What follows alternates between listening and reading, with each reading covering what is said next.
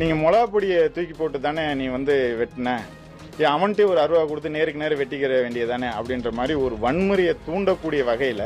அப்படிங்களா? ரொம்ப ரொம்ப சாரி சார். அப்படித்தான்டா பேசுவேன், அப்படித்தான் பேசுவேன். நீ பொத்திட்டு உட்கார்ற. அனைவருக்கும் வணக்கம் நண்பா, நான் உங்க பிரவீன்குமார் பேசுறேன். ஓகே, இன்னைக்கான கான்செப்ட் என்னன்னா தரம் கெட்ட தற்குறியை பத்தி நாம தெளிவா பேச போறோம். என்னடா இப்படிலாம் பேசினு இருக்க? என்ன பண்றது, எமோஷன் ஆக்கிட்டாங்கல்ல, அந்த மாதிரி இருக்கு. எனக்கு பொறுமை ரொம்ப ரொம்ப கம்மி கண்ணா. ஷோ இல்ல ஸ்டார் வேற. என்ன ஸ்டார்? Watermelon star.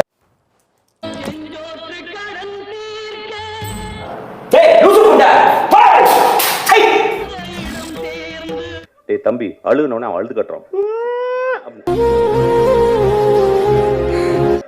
ஓத்தா எனக்கு ஏதாவது வச்சு உம்மான வாயில பிடிக்கும் போல. இதுக்கெல்லாம் ஸ்டார் தரது ஒரு விவசாய இல்லையாடா? கேட்டா வாட்டர்மெலன் ஸ்டார். எதுக்காக இந்த ஆளை பத்தி இவ்வளவு லேட்டா நான் வீடியோ போறேன்னா, ஆக்சுவலி வீடியோ போறதுக்கு என்னமே எனக்கு கிடையாது. அதாவது என்னன்னா, இப்போ ஒரு குட்டை இருக்குன்னு வச்சுங்களேன், அந்த குட்டை வந்து ஒரே சாக்கடையா இருக்கு. அந்த குட்டையில வந்து கல்ல தூக்கி போட்டா அந்த கல்லுக்கு பாதிப்பா, இல்ல அந்த குட்டைக்கு பாதிப்பா, இல்ல அந்த கல்லு போட்டா பாத்தீங்கன்னா நம்மளுக்கு பாதிப்பா? நம்மளுக்கு தான் பாதிப்பு. ஏன்னா அந்த கல்லு போடும்போது சரி யார் மேல போட நம்ம சரி, எதுக்கு அந்த குட்டையை நம்ம கலாரிக்கிட்டு அப்படின்னு தான் விட்டேன். பேசிட்டு இருக்கும்போது இடையில குட்டையை நம்ம எதுவும் சொன்னியா? ஃப்ளோல ஏதாவது வந்திருக்கும். இதுக்கு மேல விட்டு வச்சுக்கீங்களா, இந்த சொசைட்டிக்கு நாம ஏதாவது தப்பு பண்றோமோன்னு எனக்கு ஒரு மாதிரி தோணுச்சு. ஏன்னா இப்ப ரீசெண்டா 2 விஷயம் ரொம்ப ட்ரிகர் பண்ணிடுச்சு. அதை பத்தி நம்ம டீட்டெயிலா பார்ப்போம். அதுக்கு நம்ம சேனலுக்குள்ள போலாம்.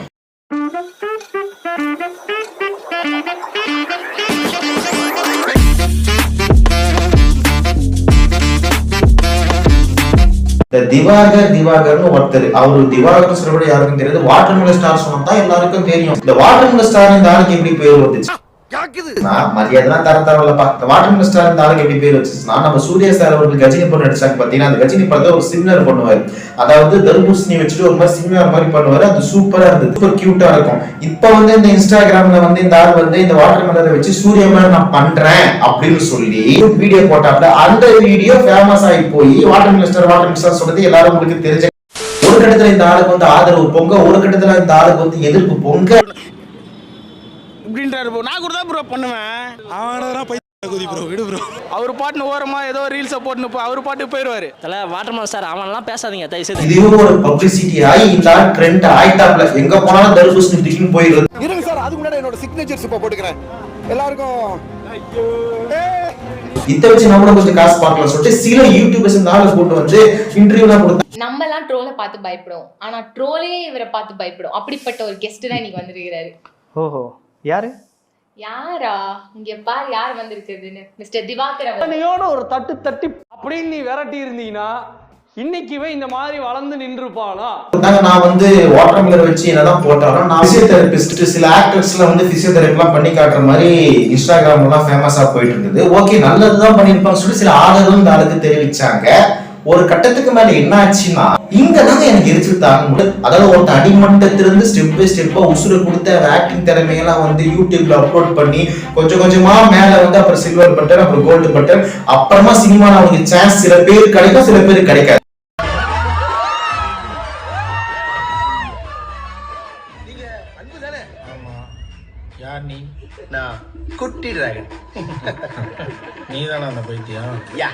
ஆனா இந்த ஆளு என்ன பண்ணாப்லன்னு விஜய் சேதுபதி படத்துல வந்து இந்த ஆளு வாய்ப்பு கொடுத்தாங்க. இப்ப எனக்கு அவன் எதிர்க்குதான் நின்னுகிட்டு வாட்டர்மெலன் சாப்பிட்டுக்கிட்டு ரீல்ஸ் போட்டுக்கிட்டு இருக்கான். இங்க தான்டா இருக்கான்.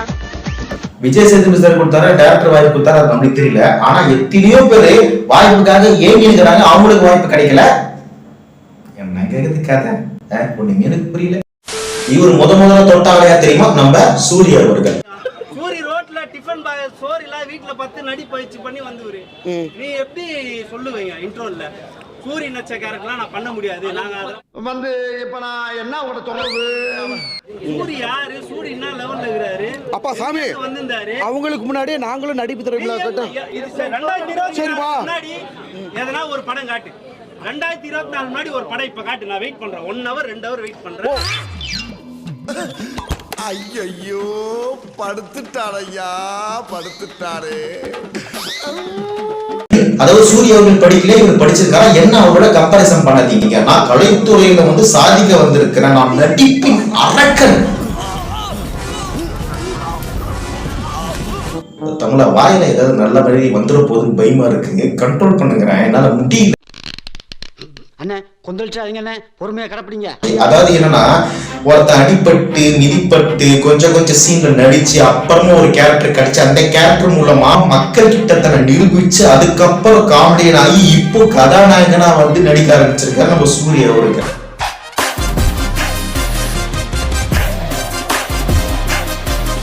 நீ என்ன பண்ண? ஓ படத்துல நடிச்சா மட்டும் தான் நடிகரா? அதுக்கு முன்னாடி ஸ்கூல் லைஃப், காலேஜ் லைஃப்ல எல்லாம் சுக்கர உச்சத்துல இருக்கிற போட்டிருக்கு. வாட்டர் ஸ்டார் பேர் வச்சு ஸ்ட்ரெயிட்டா டாப்புக்கு போயிட்டாப்ல. ஆனா என்னதான் டாப்புக்கு போனாலும் சனீஸ்வரர் வந்து நல்லவனா கெட்டணும் செக் பண்ண தேவையில்ல அப்படின்னு சொல்லிட்டு நவீன் குமார் ஒருத்தர் பிளாக் கலர் ஷர்ட் போட்டுக்கிட்டு கருப்பு கலர் மோஸ்ட் பாட்டி வருவாங்க. ஜோசி மாதிரி பேசுறேன். சரி ஓகே விடுங்க. விஜய் நவீன் என்பவர் என்ன பண்ணிருக்காருன்னா வந்து என்னங்க இது வாட்டர் ஸ்டார்னு சொல்லிட்டு இப்படிலாம் பண்ணிட்டு இருக்கீங்க, நீங்க வந்து ஒரு கற்பனை உலகத்துல வாழ்ந்துட்டு இருக்கீங்களோட ஒரு கேள்வி கேட்டோம்னா அங்க ஆரம்பிச்சது. அந்த தலைவர் ஏச்சிக்குன்னு எப்பெல்லாம் பேசாதீங்க, நான் எப்படியாப்பட்ட ஆள் தெரியுமா, நான் எங்கிருந்து வந்தேன் தெரியுமா சொல்லிட்டு அந்த விஜய வந்து கழுவி ஊத்துறன்ற பேர்ல உன்னையே அசிங்கப்படுத்திக்கிட்டேன். இந்த அவமானம் உனக்கு தேவையா?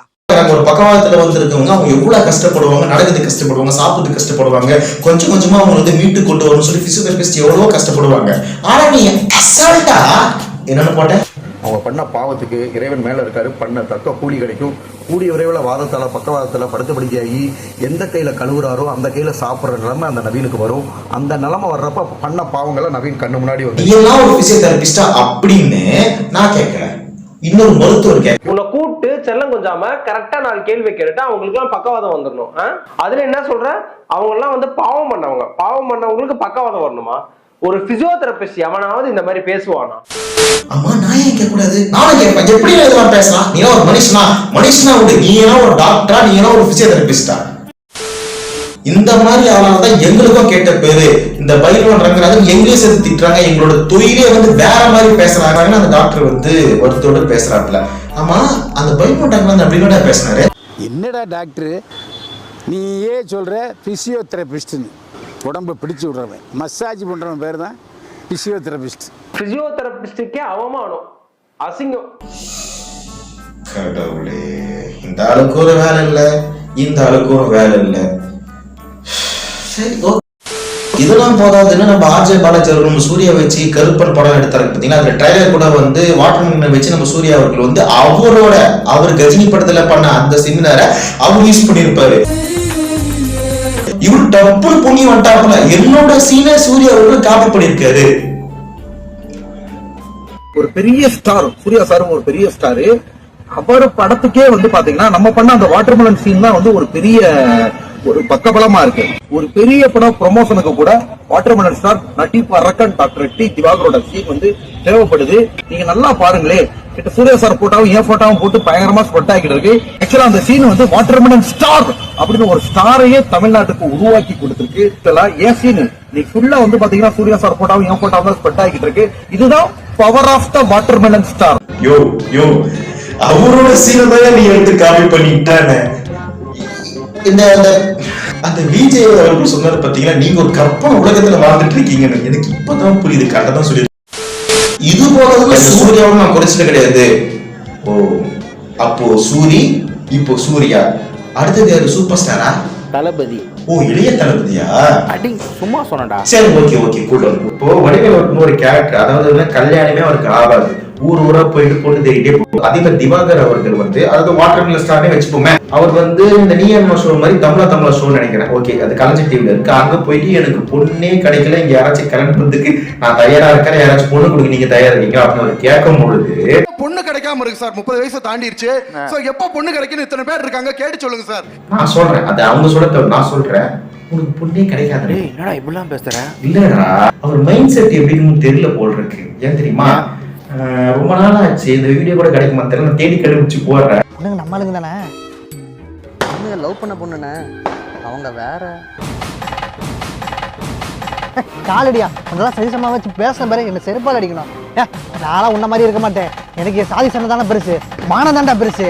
வா இப்ப இந்த சீனை பாத்தீங்களா, இதுல வந்து அந்த ஆளு வந்து எவ்வளவு வீராப்பா என்னோட ஜாதியில தான் பொண்ணு எடுப்பேன், என்னோட கம்யூனிட்டில தான் பொண்ணு எடுப்பேன்னு சொன்னாப்புல.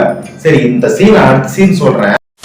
தமிழ்நாடு உலுக்கிய ஒரு ஆணவ கொலை. அதாவது என்னன்னா, காதலிச்ச காரணத்துக்காக கவி என்பவரை வந்து வெட்டி கொண்டு.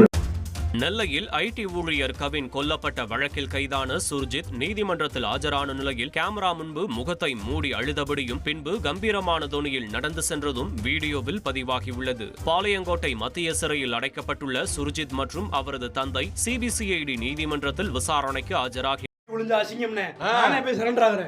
மிளகா பொடி எடுத்து அடிச்ச நேருக்கு நேரம் நின்றுக்க வேண்டியதானே. மிளகா பொடி எடுத்து மூஞ்சில அடிச்சுட்டு முதுகுல குத்தி கொண்டிருக்கு மூதேவி. இதுக்கு வீரம்னு பில்டப் வேற. இன்னும் எத்தனை காலத்துக்கு, எனக்கு ஒண்ணுமே புரியல, இன்னும் எத்தனை காலத்துக்கு இந்த மாதிரி நிகழ்வுலாம் நடக்க போது நம்மளும் பார்த்துக்கிட்டு உச்சி கொடுத்துட்டு வேற ஒரு கதையை பார்த்துட்டு போக போறோம்னு சத்தியமா எனக்கு தெரியல. இருந்தாலும் அதை நினைவுபடுத்த வேண்டியது நம்மளோட கடமை. சரி, இப்ப விஷயத்துக்கு வரேன். அதாவது வந்து இவர் வந்து வாட்டர்மெலன் ஸ்டார்ல இவர்கிட்ட வந்து நம்ம வந்து ஏனோதான கேள்வி கேட்கக்கூடாது, சொசைட்டிக்கு தேவையான கேள்வி தான் கேட்கணுமா, அந்த மாதிரி கேளுங்கன்னு இவர் சொல்லியிருக்காரு. ஒரு ஆங்கரும் வந்து கேள்வி கேட்டு அதுக்கு இந்த ஆள் என்ன பதில் சொல்லியிருக்காரு போய் பார்த்துட்டு வாங்களேன். ரீசெண்டா இப்ப நெல்லையில கவினோட ஆணவ படுகொலை தான் பயங்கரமா பேசிட்டு இருக்காங்க. உங்க பார்வை என்ன? ஆக்சுவலாக இதை பொறுத்த வரைக்கும் அந்த சுர்ஜித் பிரதர் வந்து பார்த்தீங்கன்னா நம்ம முக்குளத்தூர் சமுதாயத்தை சார்ந்தவர் தான், தென் மாவட்டம். ஸோ அவர் வந்து கொலை பண்ணியிருக்காரு. அவரோட எதிர்காலமும் இருக்கு, அவரும் நல்லா இருக்கணும் இல்லையா. எனக்கு என்ன ஆசைனா சுர்ஜித் எதிர்காலமும் நல்லா இருக்கணும், பாதிக்கப்பட்டவங்களும் பாதிக்கப்படாமல் இருந்திருந்திருக்கணும். எனக்கு என்ன ஒரு விஷயம் அப்படின்னா, பெற்ற பிள்ளைகள் அவங்க குடும்பத்துக்கு விருப்பத்துக்கு ஏத்தாம நடந்துக்கிறது பெஸ்ட். அதாவது கொலை பண்ணவனும் இருந்தாலும் ஒரே சமூகமா, கொலை பண்றது வந்து தப்பு இல்லை அப்படின்ற மாதிரியே பேசுறாரு. அதுவும் நான் சுக்கா பேசுறாப்லையா. காதலுக்கு இனம், மொழி, ஜாதி, மதம் எதுவுமே தெரியாது. தெரியாம வர்றதா காதல், தெரிஞ்சு பிளான் பண்ணி வர்றது பேரு காதலே கிடையாது. இப்ப கவினா இருந்தாலுமே அவங்க அம்மா அப்பா அவங்க குடும்பத்துக்கு தேவை என்னவோ அவங்க சர்க்கிள்லயே அவர் கல்யாணம் பண்ணி லவ் பண்ணி இருந்திருக்கலாம், அந்த மாதிரி பண்ணியிருக்கலாமா. சுர்ஜித் வந்து பாத்தீங்கன்னா அவர்லாம் கிட்டத்தட்ட ஒரு நம்ம சமுதாயத்தை சேர்ந்த நபர். பட் லாஸ் தான். கரெக்டா உங்க கம்யூனிட்டில பார்த்து கல்யாணம் பண்ணா, உங்க கம்யூனிட்டில பார்த்து காதல் பண்ணா அதுல என்ன தப்பு இருக்கு? அப்படி பண்ணா அது பேரு காதலே இல்லையா? இப்ப புரியுதா? ஸ்டார்டிங்ல ஏன் சொன்னேன்னு, சாக்கடையில கல்ல தூக்கி போட்டா இன்னும் இருக்கு சொல்றேன். ஜிபி முத்தவர்கள் நானும் இந்த மாதிரி ட்ரோல்லாம் அனுபவிச்சு தான் வந்திருக்கிறேன். அதுக்கப்புறம் வந்து இது நம்மளுக்கான ரூட்டு கிடையாதுன்னு சொல்லி நான் வேற பாதையில போயிட்டேன். ஆனா இந்த மாதிரி ஆளால எங்களுக்கு அசிங்கம் சொல்லி ஒரு வீடியோ போட்டு திட்டியே பேசியிருக்கேன். நண்பர்களே, இந்த பதிவு ஏக்குனாச்சுன்னா சில பண்ணி இந்த செனப்பண்ணியால பழைய இன்ஸ்டாகிராம் ஆட்கள், நம்ம பழைய ஆட்களுக்கெல்லாம் இந்த பண்ணியால நம்மளுக்கு அசிங்கமா இருக்கு. கண்ட இளவையும் பேசுது, கண்டதையும் பேசுது.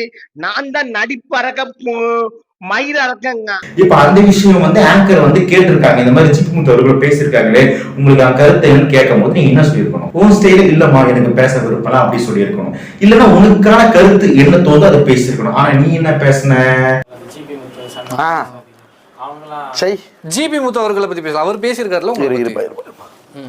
அதெல்லாம் வேணாங்க. ஏன்னா கீழே உள்ள ரொம்ப லோ கிளாஸ், கீழே உள்ள ரொம்ப லோ கிளாஸ். அதன் கூடலாம் ஈக்குவலாக நான் இது பண்ணேன்னா என்னோட இது டோட்டலாக இறங்கிரும். அதன் கூடலாம் ஈக்குவலாக நான் இது பண்ணேன்னா என்னோட இது டோட்டலாக இறங்கிரும்.